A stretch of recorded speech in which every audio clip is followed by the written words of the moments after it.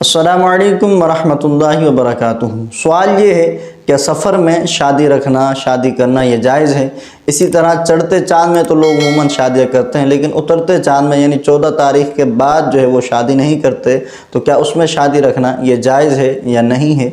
तो इस हवाले से मुफीद मालूमात लिए बंदा नाचीज़ काशिफ मदनी आपकी खिदमत में हाजिर है। तो देखिए, अमूमन हमारे यहाँ सफ़र के महीने को बड़ा मनहूस महीना समझा जाता है, बड़ा बेबरकती वाला महीना समझा जाता है।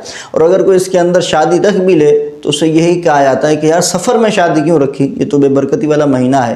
और इसी तरह चढ़ते चाँदों में तो शादी रख लेते हैं, यानी 14 तारीख़ों के अंदर अंदर जब चाँद की चढ़ने की तारीख़ें होती हैं तो उसमें तो शादी रखने को बरकत समझते हैं लोग, और उतरते चाँद में शादी रखने को बेबरकती समझते हैं। याद रखिए, ये बिल्कुल भी दुरुस्त नहीं है, ये मन गढ़ंत बातें हैं, जाहिलाना बातें हैं। शरीयत में, इस्लाम में इसकी कोई हकीकत मौजूद नहीं है। जो लोग सफ़र के महीने को मनहूस महीना समझते हैं, इसमें शादी नहीं रखते, उनसे मेरा एक सवाल है कि आप तो सफ़र को मनहूस समझते हैं, इसमें शादी नहीं रखते, इसको खाली महीना आप कहते हैं, आप दीगर 11 महीनों में शादियां रखते हैं, करते हैं।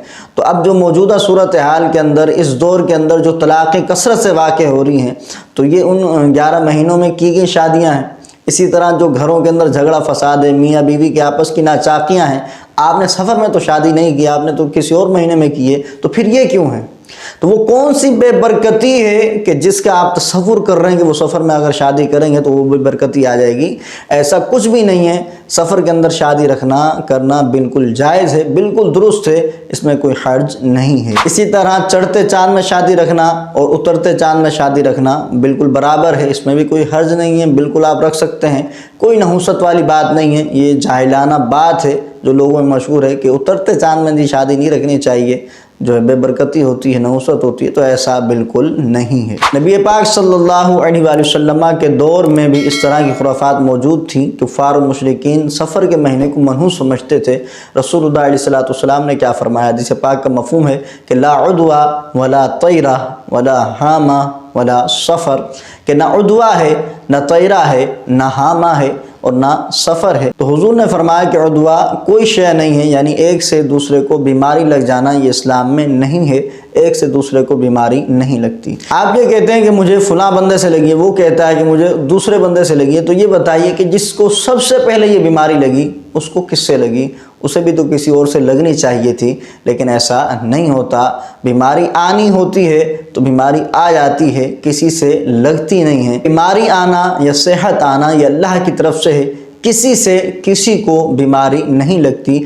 बिलफर्ज आप ख़ुद को सबसे तन्हा कर लें, अलग कर लें और एक सेफ मकान के अंदर बंद हो जाएं, आप कहें कि मैं लोगों से नहीं मिलूँगा क्योंकि लोगों से बीमारी लगती है, तो बीमारी अगर आनी है, अल्लाह की तरफ से आनी है, तो वो आपको बंद कमरे में भी आकर ही रहेगी। और अगर बीमारी नहीं आनी है तो आप लोगों के मजमे में चले जाएं, आप बीमारों के मजमे में चले जाएं, तो आप तक बीमारी नहीं पहुँच सकती। इसी तरह फरमाया कि ला तैरा, कि तैरा भी कोई चीज़ नहीं है, यानी परिंदों से बदशगुनी लेना, ये भी दुरुस्त नहीं है। उम्मन हमारे यहाँ उल्लू को मनहूस परिंदा समझा जाता है।